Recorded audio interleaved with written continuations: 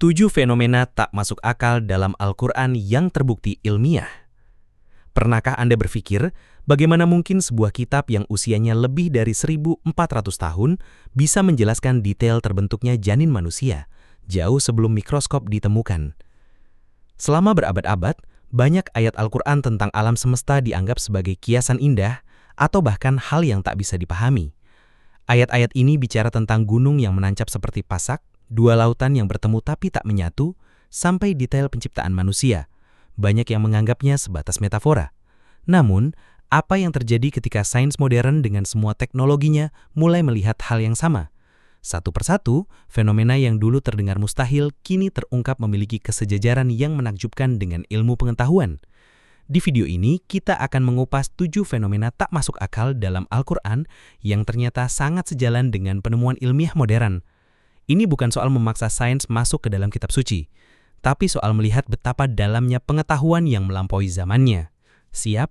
Mari kita mulai perjalanan ini. Fenomena 1, pertemuan dua lautan yang tidak bercampur. Fenomena pertama kita adalah salah satu pemandangan alam paling dramatis di bumi, pertemuan dua lautan yang airnya seolah punya garis batas dan enggan menyatu. Anda bisa melihatnya di tempat seperti Selat Gibraltar, di mana air laut Mediterania yang lebih asin dan pekat bertemu dengan Samudra Atlantik. Warnanya pun bisa terlihat berbeda. Ratusan tahun lalu cerita seperti ini mungkin hanya dianggap dongeng, tapi Al-Quran sudah menggambarkannya dengan indah dalam surah Ar-Rahman. Dia membiarkan dua lautan mengalir yang kemudian keduanya bertemu. Di antara keduanya ada batas yang tidak dilampaui oleh masing-masing. Jadi, apa kata sains modern? Para ahli kelautan menemukan bahwa air dari dua laut yang berbeda ini punya suhu, kadar garam, dan kerapatan densitas yang sangat berbeda. Perbedaan inilah yang menciptakan zona transisi yang disebut halocline. Zona ini berfungsi seperti dinding tak kasat mata yang membuat proses pencampuran terjadi sangat lambat. Meskipun pada akhirnya air itu akan bercampur, deskripsi Al-Quran tentang adanya batas yang tidak dilampaui adalah sebuah kiasan yang luar biasa akurat untuk menggambarkan apa yang benar-benar terjadi di sana. Fenomena kedua, asal mula kehidupan dari air. Selanjutnya, sebuah pilar fundamental dalam biologi. Semua kehidupan berasal dari air. Fakta ini sekarang jadi pengetahuan umum. Setiap sel di tubuh kita, dari bakteri terkecil hingga paus biru terbesar, butuh air untuk hidup. Bahkan para astronom yang mencari kehidupan di planet lain selalu memulai dengan satu pertanyaan, apakah di sana ada air? Namun, pengetahuan ini tergolong baru bagi peradaban kita. Jauh sebelum ada laboratorium dan teleskop luar angkasa, Al-Quran sudah menyatakan fakta ini dengan sangat lugas dalam surah Al-Anbiya ayat 30. Dan kami menjadikan dari air segala sesuatu yang hidup, maka mengapa mereka tidak juga beriman? Bayangkan sejenak pernyataan ini diturunkan di tengah-tengah padang pasir yang tandus. Biologi modern mengkonfirmasi bahwa air menyusun hingga 70-85% dari sel makhluk hidup. Air adalah pelarut universal, medium reaksi kimia kehidupan, dan pengatur suhu tubuh. Tanpa air, kehidupan seperti yang kita kenal mustahil ada. Sebuah pernyataan ringkas dalam Al-Quran yang secara menakjubkan selaras dengan salah satu penemuan terpenting sains. Fenomena 3, gunung sebagai pasak bumi. Sekarang mari kita lihat bagaimana Al-Quran mendeskripsikan gunung. Bagi mata kita, gunung itu ya tonjolan batu raksasa di permukaan bumi. Tapi Al-Quran memberikan analogi yang jauh lebih dalam, yaitu sebagai pasak. Coba kita lihat surah An-Naba ayat 6 dan 7.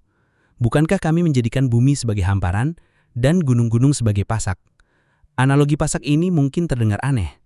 Namun, geologi modern mengungkap kebenaran yang luar biasa di baliknya. Para geolog menemukan bahwa gunung tak hanya menjulang ke atas, tapi juga punya akar yang menghunjam jauh ke dalam kerak bumi, bahkan bisa beberapa kali lebih dalam dari ketinggiannya. Konsep ini dikenal sebagai isostasi, di mana kerak bumi yang lebih ringan mengapung di atas lapisan mantel yang lebih padat. Akar gunung yang dalam ini membantu menyeimbangkan kerak bumi.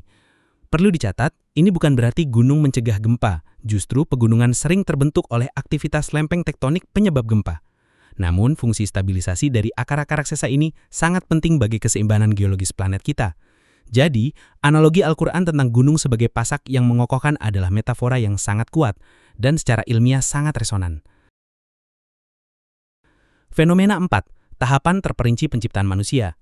Ini dia salah satu mujizat ilmiah yang paling sering dibicarakan dalam Al-Quran. Deskripsinya tentang perkembangan embrio manusia. Di zaman tanpa USG, apa yang terjadi di dalam rahim adalah misteri.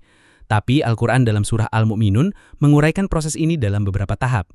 Kemudian kami jadikan saripati itu nutfah atau setetes air mani dalam tempat yang kokoh, rahim. Kemudian nutfah itu kami jadikan alaqah, sesuatu yang melekat. Lalu alaqah itu kami jadikan mudghah, segumpal daging yang dikunyah. Dan mudghah itu kami jadikan tulang belulang.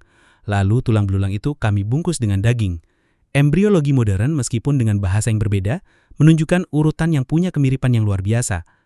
Kata alaqah punya dua arti, sesuatu yang melekat dan lintah. Ini sangat cocok untuk menggambarkan embrio di minggu awal yang menempel di dinding rahim dan mirip lintah saat menyerap nutrisi. Kata mudghah berarti segumpal daging yang dikunyah. Ini juga luar biasa pas untuk menggambarkan penampilan embrio pada tahap selanjutnya yang memiliki segmen-segmen seperti bekas gigitan. Urutan pembentukan tulang yang kemudian dibungkus oleh otot juga secara umum selaras dengan pengamatan janin. Walaupun istilah ini terbuka untuk interpretasi, kesamaan urutan dan deskripsi visualnya tetaplah fenomena luar biasa untuk sebuah teks dari 14 abad yang lalu. Fenomena keenam, penentuan jenis kelamin oleh pria. Selama 3.000 tahun dalam banyak budaya, siapa yang disalahkan jika tidak melahirkan anak laki-laki? Tentu saja perempuannya. Keyakinan umum adalah bahwa jenis kelamin ditentukan oleh ibu. Namun Al-Quran datang dengan pernyataan yang membalikan semua itu. Dalam surat An-Najm disebutkan, dan bahwasanya dialah yang menciptakan berpasang-pasangan, pria dan wanita, dari nutfah air mani, apabila dipancarkan. Ayat ini secara spesifik menunjuk pada nutfah, air mani pria sebagai penentu diciptakannya laki-laki dan perempuan.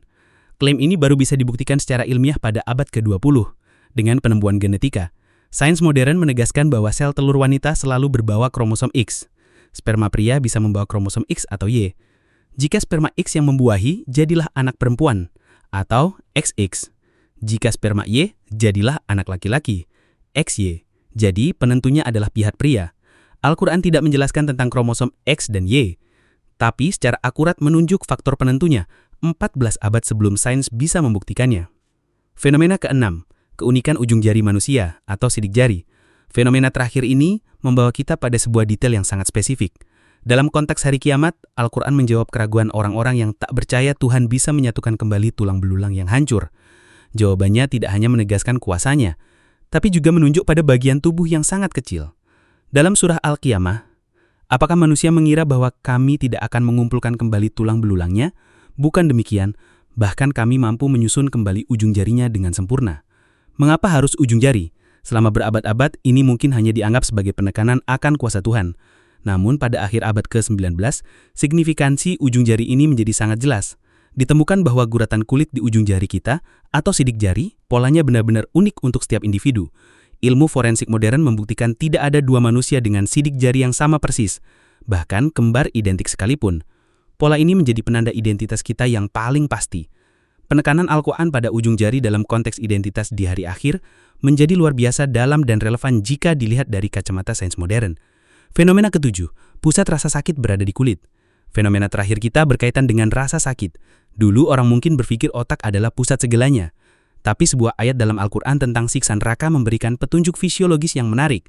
Dalam surah An-Nisa ayat 56, setiap kali kulit mereka hangus, kami ganti kulit mereka dengan kulit yang lain supaya mereka merasakan azab. Jika direnungkan, ayat ini secara tidak langsung menyatakan bahwa kulit adalah organ kunci untuk merasakan sakit. Jika kulitnya sudah hangus, rasa sakitnya akan hilang. Karena itu kulitnya harus diganti agar rasa sakitnya kembali terasa. Ilmu kedokteran modern menemukan bahwa sebagian besar reseptor rasa sakit atau nociceptor memang terkonsentrasi di lapisan kulit. Pada kasus luka bakar tingkat 3 yang parah, ujung-ujung syaraf di kulit ini hancur total, membuat area tersebut mati rasa. Keterkaitan yang digambarkan dalam ayat tersebut antara kulit dan sensasi rasa sakit menunjukkan pemahaman fisiologi manusia yang sangat akurat. Dari pertemuan dua lautan hingga keunikan sidik jari, ketujuh fenomena ini hanyalah sedikit dari sekian banyak isyarat ilmu pengetahuan dalam Al-Quran. Kecocokan antara ayat-ayat kuno ini dengan penemuan sains modern bukanlah sekedar kebetulan. Ini adalah sebuah undangan bagi kita semua, yang beriman ataupun yang sekedar penasaran, untuk berpikir dan merenung. Hal ini menunjukkan bahwa Al-Quran bukan hanya kitab petunjuk spiritual, tapi juga sumber inspirasi yang mendorong kita untuk mengamati alam semesta dan diri kita sendiri, untuk menemukan tanda kebesaran Sang Pencipta.